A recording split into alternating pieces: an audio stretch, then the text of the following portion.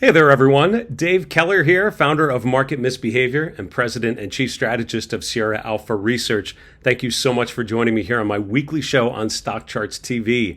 Astute viewers may note from the background not coming to you from Redmond, Washington today, but instead from a sunny Las Vegas, Nevada. We're actually down here this week for the Money Show. Just kicked off yesterday over the President's Day weekend. Continues through Wednesday of this week.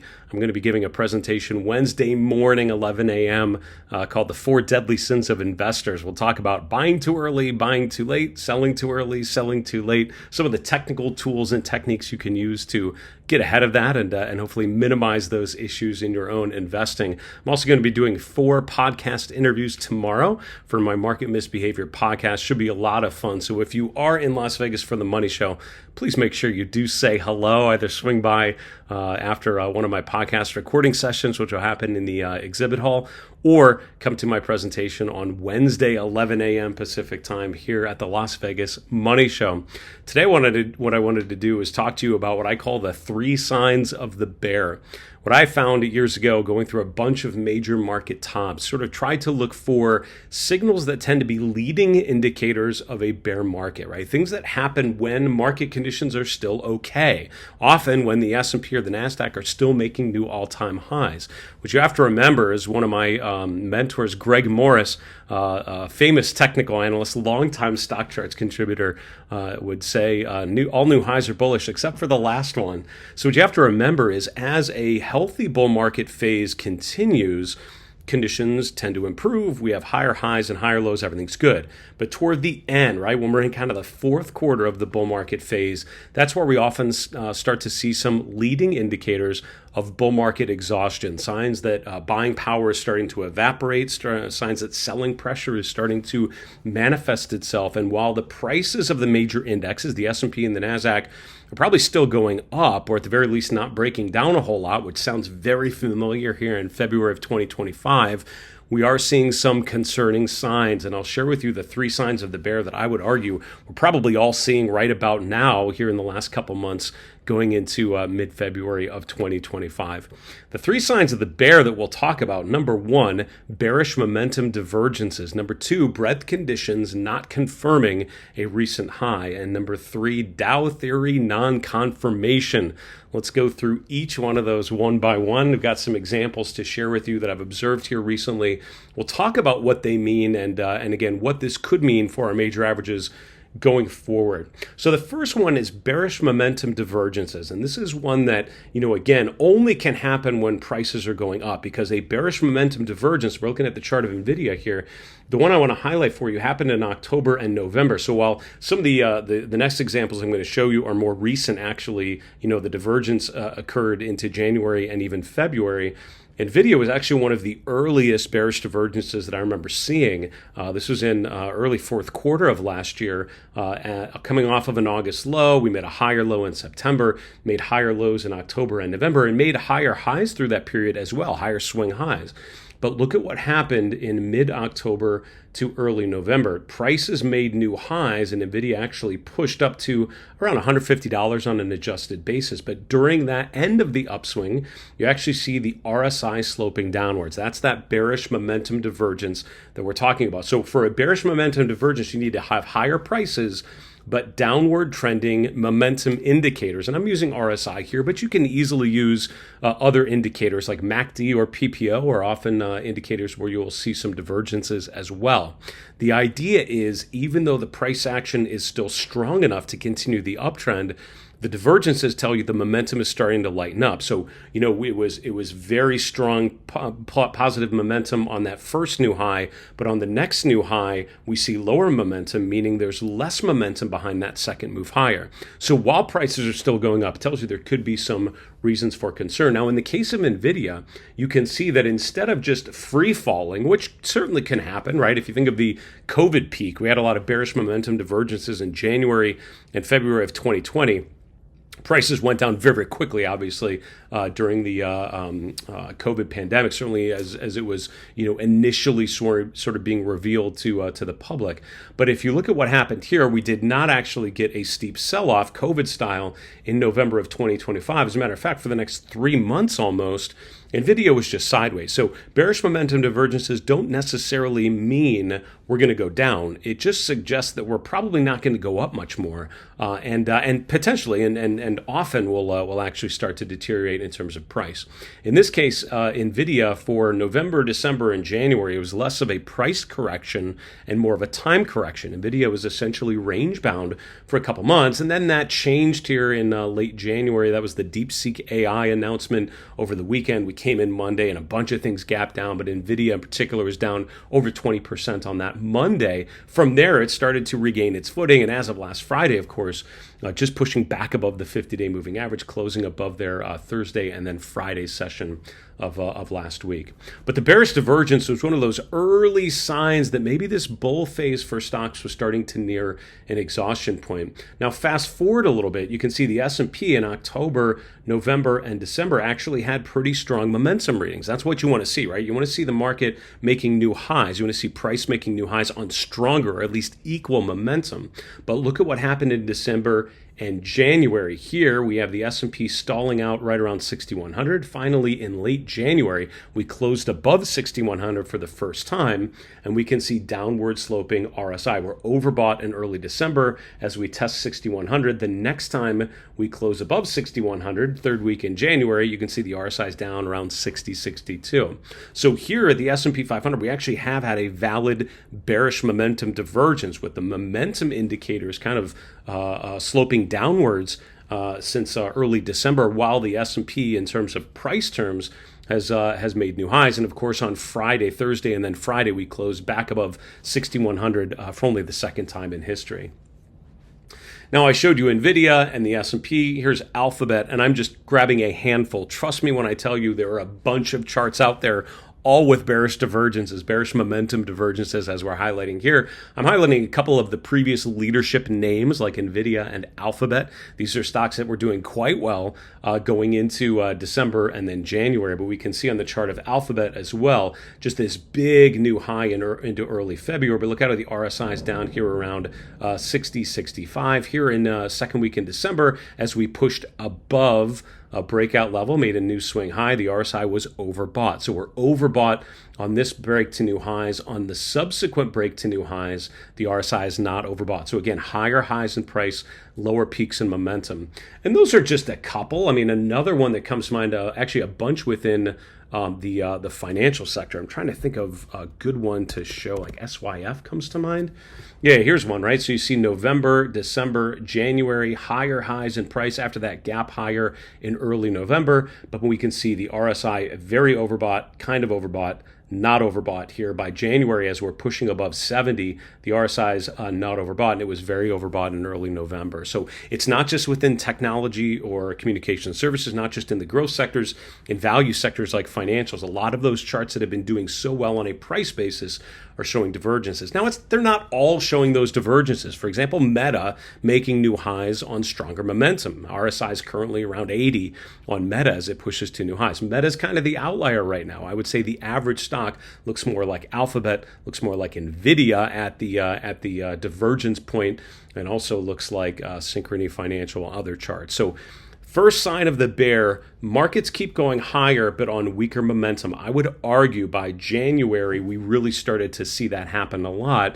And now here in February, again, while charts like Synchrony Financial have not really broken down, while charts like Alphabet are actually holding up okay, although gapping below the 50-day moving average, they're not down a ton off of all-time highs from early February. This indicates that potentially the uptrend is near or at an exhaustion point. The second thing we look for, the second sign of a bear, would be breadth not confirming new highs. Similar to what we just talked about, but instead of using price momentum, we're comparing the price of the major averages to breadth indicators. Now, if you followed my work here on Stockcharts TV, if you follow my my market recap show called Chart This, which is on my YouTube channel, you're probably familiar with breadth indicators because I refer to them often.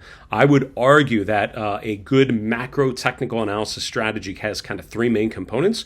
One would be market averages and price analysis.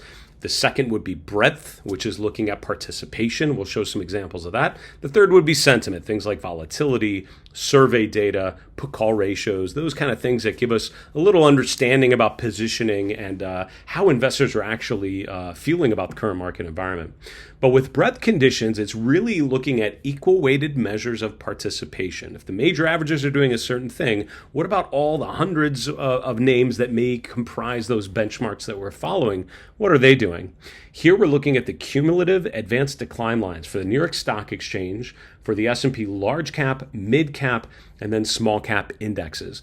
Now, the advanced decline data is a widely followed data set, comes out every trading day, and it's literally advancers minus decliners. How many stocks went up on the day? How many stocks closed down on the day?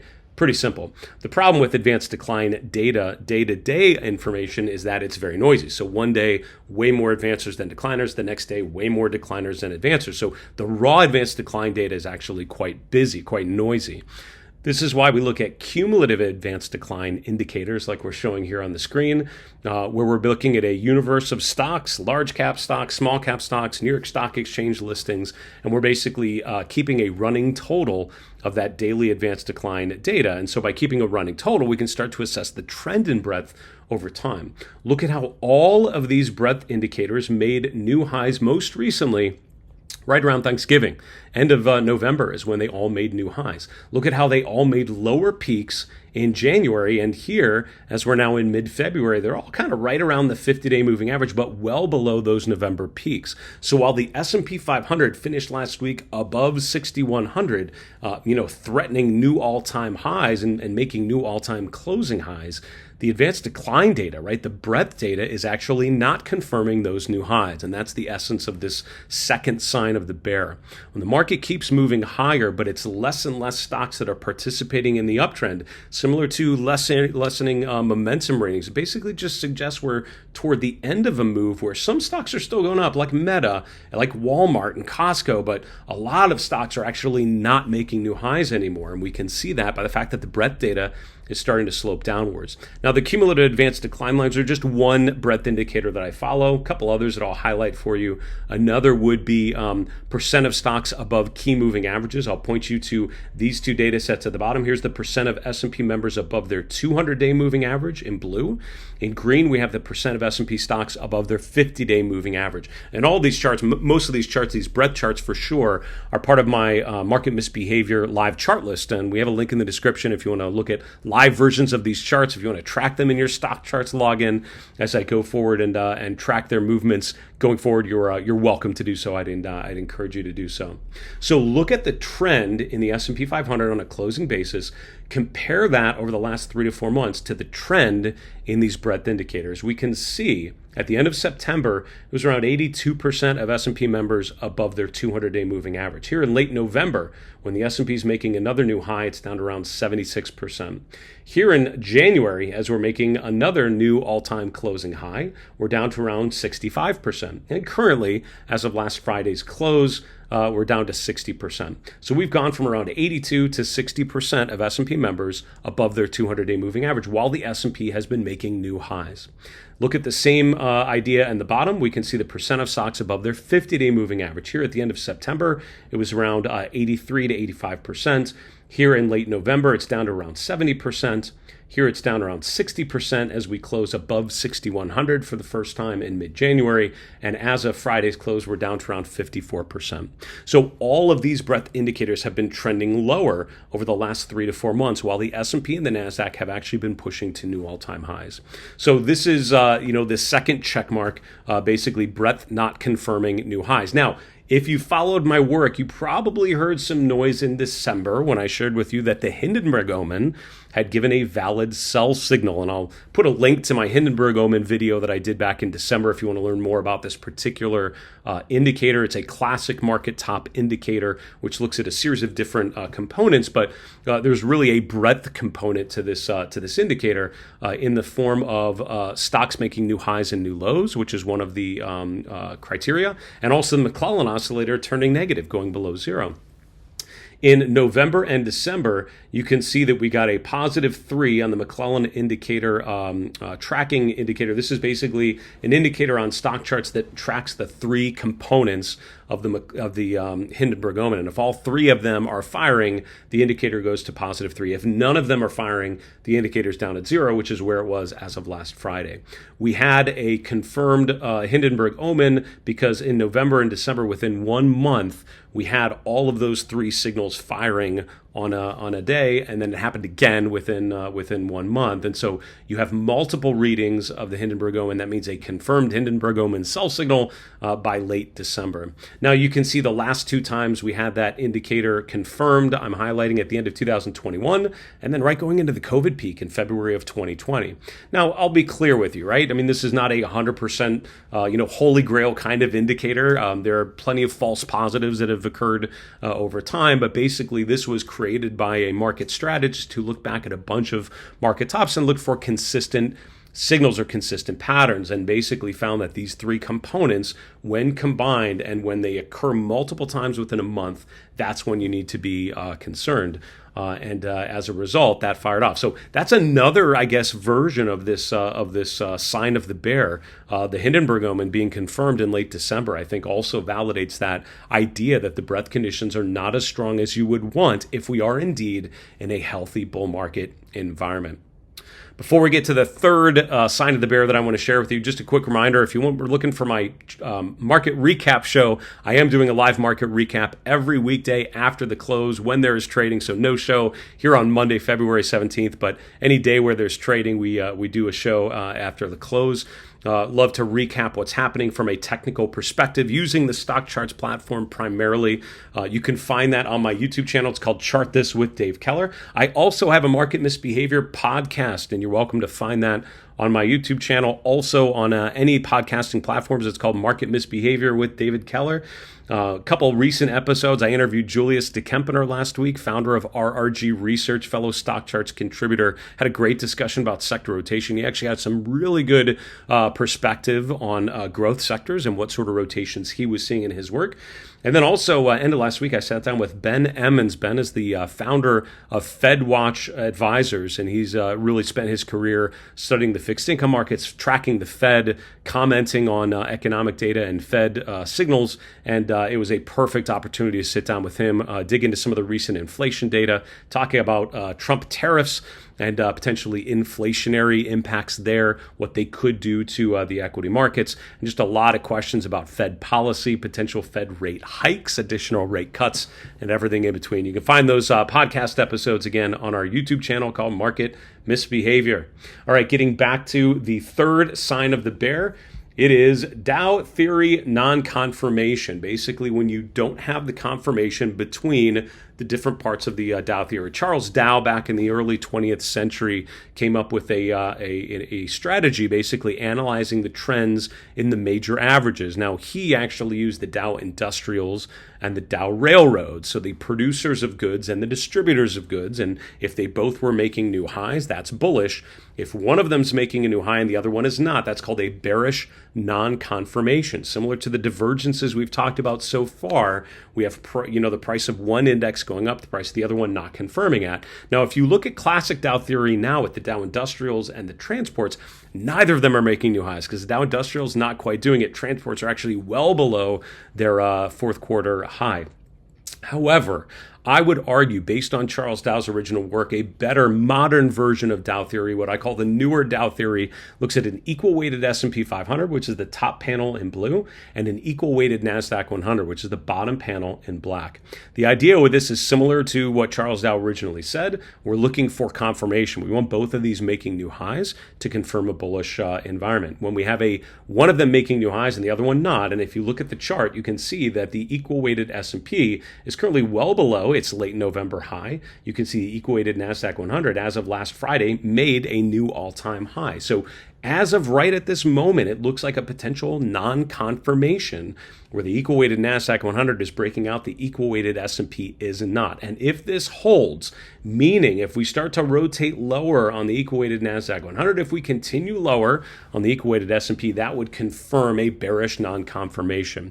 Now, standard disclaimer, as with any of the indicators I've shown you, they're not perfect, right? There are times when they give false signals, and just recently we had one back in July and August. If you remember, Remember when the S&P started to sell off there in July going into an August low, the equal-weighted S&P actually made a new high into early September, while the equal-weighted Nasdaq 100 was actually sloping downwards. Actually saved those lines just to remember the fact that we had that bearish non-confirmation. Now, when you do have a bearish non-confirmation, the way that you negate that, the way that you invalidate that kind of quote-unquote sell signal is by both of them returning and making new highs. And you can see by October into November, the signal was invalidated because both of the indexes ended up making a new all-time high.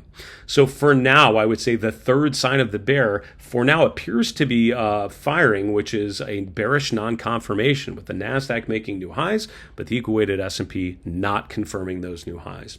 So those are the three signs of the bear. And unfortunately for the markets here in February of 2025, I would argue we're observing all three of them.